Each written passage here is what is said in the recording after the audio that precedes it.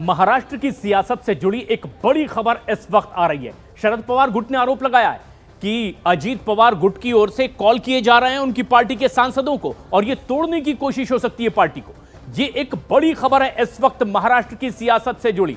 ऐसे में जबकि पिछले कुछ दिनों से लगातार ये कयास लगाए जा रहे थे कि क्या फिर एक बार पूरी एनसीपी एक होने वाली है, इस बीच एक बड़ा और गंभीर आरोप लगाया जा रहा है शरद पवार गुट की ओर से कि अजीत पवार गुट की ओर से कॉल किए जा रहे हैं शरद पवार गुट के सांसदों को। और ऐसे में ये एक बड़ा आरोप है।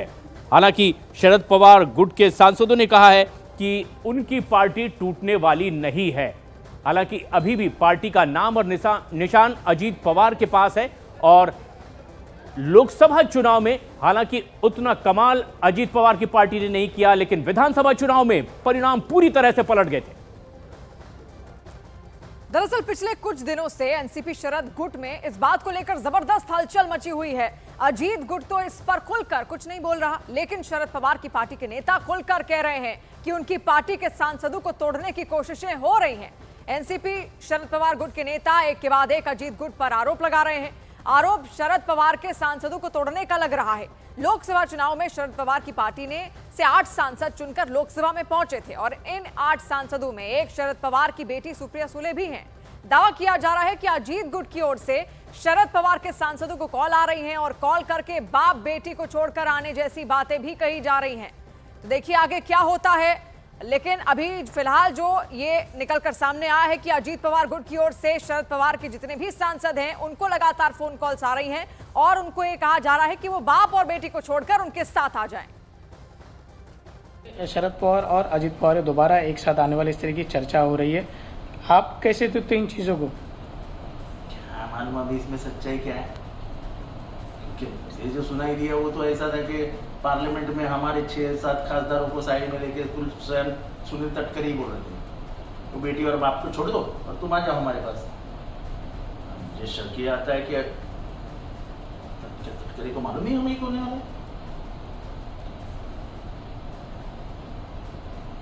मुझे नहीं मालूम ये अफवाहें कौन फैलाता है, उसमें क्या पीछे इसके राज है, मुझे नहीं मालूम। लेकिन हमारी पार्टी लेके गए, हमारी निशानी लेके गए, तो भी हम लड़ रहे हैं, हम लड़ते रहेंगे।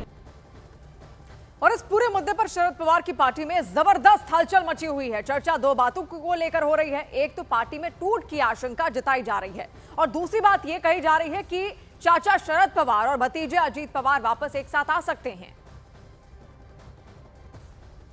ये तो तब तक रहेगी दोनों साइड से जब तक अजीत दादा और पवार साहब निर्णय नहीं लेते, क्योंकि उस पक्ष के नेता अजीत दादा, इस पक्ष के नेता पवार साहब है, वो दोनों जब तक निर्णय नहीं लेते ये सिर्फ चर्चा ही रहने वाली। इसलिए चर्चा है नहीं है वो नहीं मालूम। अगर कुछ होना है तो दो नेता जो निर्णय लेंगे तो उसी के बाद कुछ हो सकता है। पवार और शरद पवार साथ में आने की बातें हो रही हैं, क्या कहना चाहिए? सरासर इसमें कोई सच्चाई नहीं है और इसकी कभी ये चर्चा भी हुई नहीं। आज भी जो हमारी पवार साहब ने हमारी राज्य की महिला अध्यक्ष की मीटिंग लिया या युवक अध्यक्ष की मीटिंग लिया, उसमें भी ये चर्चा हुई है कि भाई अपने को पार्टी को मजबूत करने के लिए आगे सबको इकट्ठा के लड़ना पड़ेगा।